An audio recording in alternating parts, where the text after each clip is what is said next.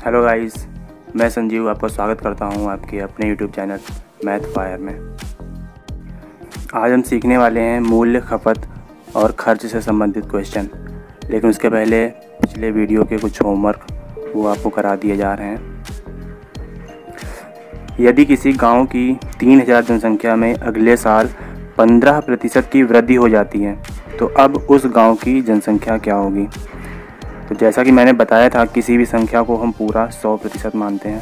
तो यहाँ पे जनसंख्या 3000 है, इसको हम पूरा 100% मानेंगे। 15% की वृद्धि हो रही है तो 115%। 3000 का हम कितना निकाल लेंगे, 115%। अगर आपने मेरा पिछला वाला वीडियो नहीं देखा है, सेकेंड पार्ट में मैंने बताया हुआ है, तो आप ज़रूर देख लें। अगले साल उस गांव की जनसंख्या हो जाएगी 3450। राजेश प्रतिमाह 20,000 रुपये कमाता है। यदि उसने अगले माह में 25,000 रुपये कमाए हों तो ज्ञात करो कि उसने कितने प्रतिशत रुपये अधिक कमाए हैं। तो सबसे पहले गाइस हमें निकालना होगा कि हमने कितने रुपये, राजेश ने कितने रुपये अधिक कमाए। तो 20,000 रुपये कमाता था और 25,000 उसने अगले माह में कमाए, तो इसका मतलब हुआ कि उसने 5,000 रुपये अधिक कमाए। अब गाइस इसमें कहा गया है, पूछा गया है कि कितने प्रतिशत रुपए अधिक कमाए। तो ये जो रुपए हैं, इतने रुपए अधिक कमाए, इसी को हमें बनाना है प्रतिशत में। तो मैंने बताया हुआ था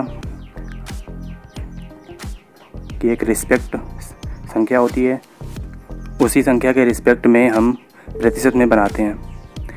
तो यहाँ पे हमें जो हमारी रिस्पेक्ट संख्या है वो है 20,000। तो 20,000 नीचे रखेंगे हर में और 5,000 ऊपर रखेंगे क्योंकि इसका प्रतिशत बनाना है। अपना आंसर आ जाएगा 25%।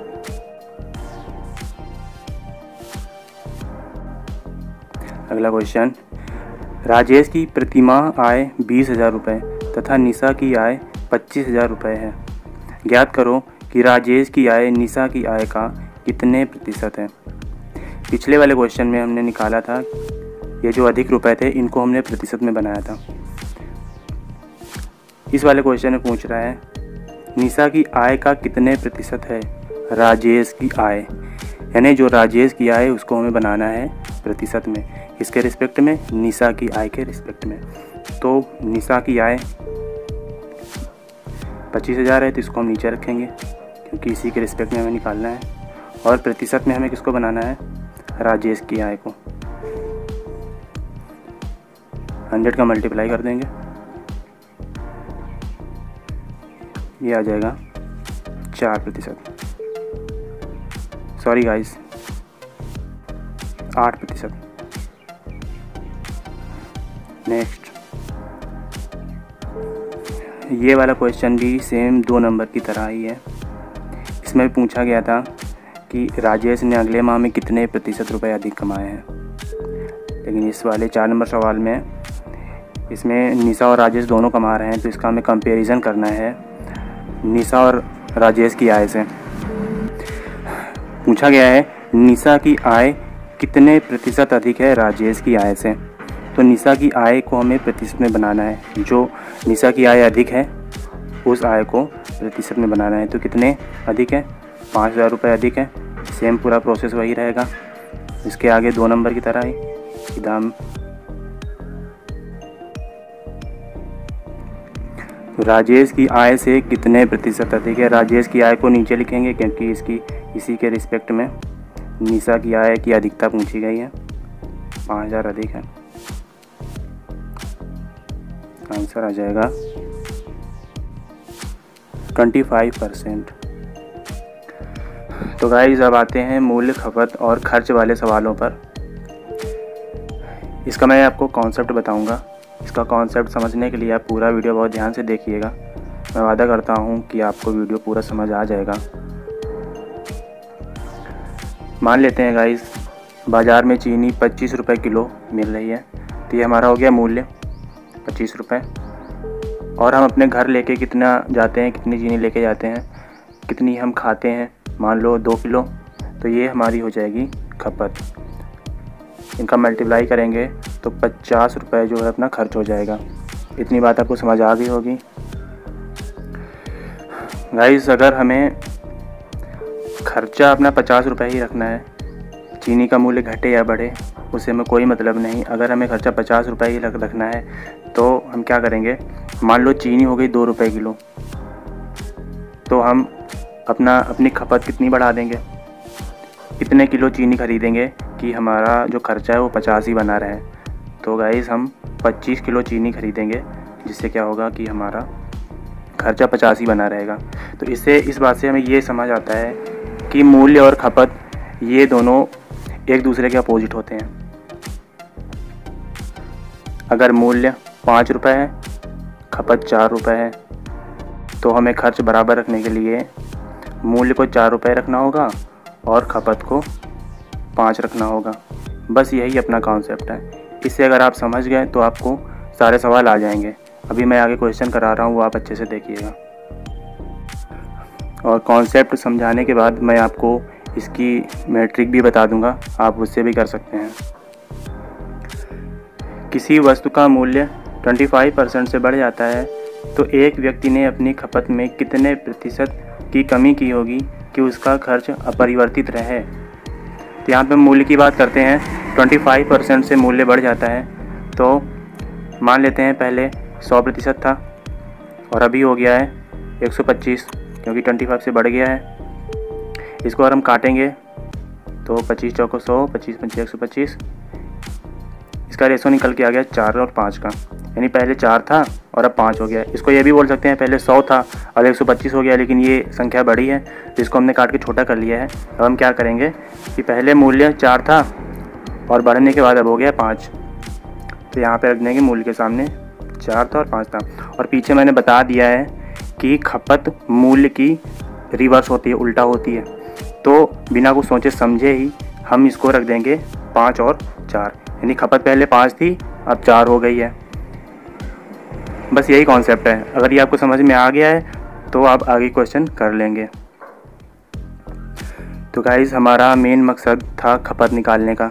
हमारी खपत निकल आई है, बस अब हमें इन चीज़ों से कोई मतलब नहीं है।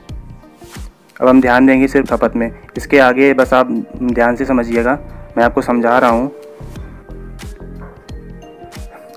इतना एक बार आप फिर से समझ लीजिएगा। मैंने मूल्य पहले मान लिया था 100, उसके बाद 25% बढ़ा था तो 125 हो गया था। इसको हमने काट के छोटा कर लिया था 4 और 5 के रेशो में। तो हम 100 और 125 नहीं लिखेंगे, इसको हमने लिख दिया मूल्य पहले 4 था, 25% बढ़ गया तो अब 5 हो गया। और मैंने बताया था कि मूल्य खपत का उल्टा होता है, तो मैंने इसको उल्टा लिख दिया। पहले खपत 5 रही होगी, अब 4 हो गई है। अब हम ध्यान देंगे सिर्फ खपत पे और इसी से हमारा आंसर निकल के आएगा। क्वेश्चन में ध्यान से देखिएगा, इसमें पूछा गया है उसने अपनी खपत में कितने प्रतिशत की कमी की होगी, यानी प्रतिशत कमी पूछ रहा है। तो पहले तो हमें कमी निकालनी होगी कि कितनी कमी है, तो उसको फिर हम बना लेंगे प्रतिशत में। ठीक है, तो यहाँ से हम देखते हैं खपत पहले 5 थी और अब 4 हो गई है, इसका मतलब 1 की कमी हो गई है। तो 1 को बनाना है हमें प्रतिशत में। 1 को हम प्रतिशत में बनाएंगे 5 के रिस्पेक्ट में। 5 के ही क्यों, 4 के क्यों नहीं? क्योंकि पहले जो हमारा मूल्य था वो 5 ही तो था, यही हमारी रिस्पेक्ट संख्या है, और ये तो बाद में हुआ ना, तो हम निकालेंगे 5 के रिस्पेक्ट में।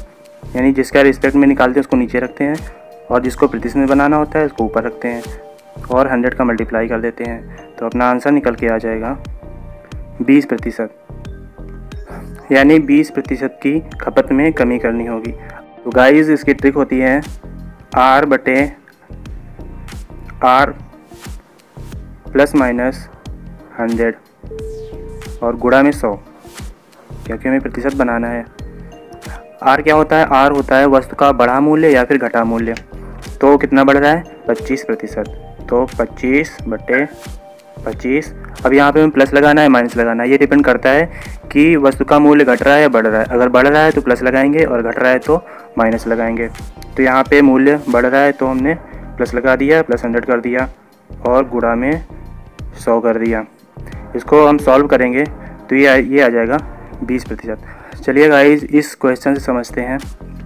यदि घी के मूल्य में 40% की कमी हो जाए तो कोई व्यक्ति उसकी खपत में कितने प्रतिशत की वृद्धि करे जिससे उसका खर्च पूर्ववत रहे, यानी उसके खर्च में कोई परिवर्तन ना हो।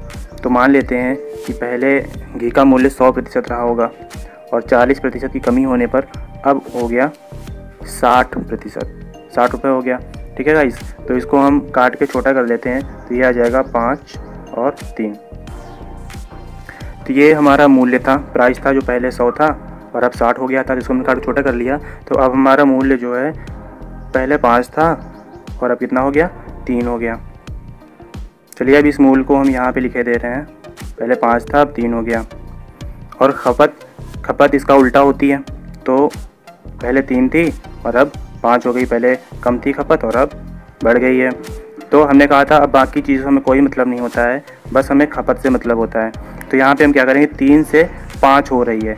क्वेश्चन में पूछा गया है उसकी खपत में कितने प्रतिशत की वृद्धि करें, यानी कि जो भी वृद्धि हुई है उसको हम प्रतिशत में बना लेंगे। तो 3 से 5 हुई है यानी 2 की वृद्धि हुई है, तो जो 2 है हमारा इसको हम बना लेंगे प्रतिशत में, तो हमें पता चल जाएगा कि कितने प्रतिशत की वृद्धि हुई है।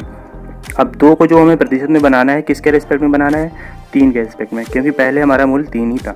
तो 2/3 और गुणा में 100 कर देंगे। 66 सही 2/3% इतने प्रतिशत की वो अपनी खपत में वृद्धि करेगा। ये लास्ट क्वेश्चन है। यदि आम के मूल्य में 30% की वृद्धि हो जाए तो कोई व्यक्ति उसकी खपत में कितने प्रतिशत की कमी करे जिससे उसका खर्च पूर्ववत रहे, पहले की तरह रहे, खर्च में कोई परिवर्तन ना हो। तो मान लेते हैं आम के मूल्य पहले 100 था और अब हो गया 130। इसको हम काट के छोटा कर लेंगे तो गाइस मूल्य का रेशो आ जाएगा 10 और 13 का, यानी पहले मूल्य 10 था और अब 13 हो गया है। और खपत हमारी इसकी जस्ट अपोजिट होती है, तो खपत पहले 13 रही होगी और अब 10 हो गई है। तब हमें इन चीज़ों से कोई मतलब नहीं है, बस हमें खपत से मतलब है। तो खपत में पूछा गया है खपत में कितने प्रतिशत की कमी करे, तो यहाँ पे हम देख रहे हैं कि 13 थी पहले और अब 10 हो गई है, तो 3 की कमी हो गई है, यानी ये जो 3 है इसको हम बना लेंगे प्रतिशत में, किसके रिस्पेक्ट में, 13 के रिस्पेक्ट में। तो ये हो जाएगा 3/13 और गुणा 100। 23 सही 1/3% में वो कमी करेगा। गाइस अब ये आपके लिए होमवर्क है, आप इसे करिए और कमेंट बॉक्स में इसका आंसर ज़रूर रिप्लाई करें। अगर आपको समझ में आ गया हो तो चैनल को सब्सक्राइब करें और अगर आपको वीडियो अच्छी लगी हो तो लाइक कर दें और शेयर भी कर दें। बाय बाय गाइस, हंसते रहिए, मुस्कुराते रहिए और ऐसे ही पढ़ते रहिए।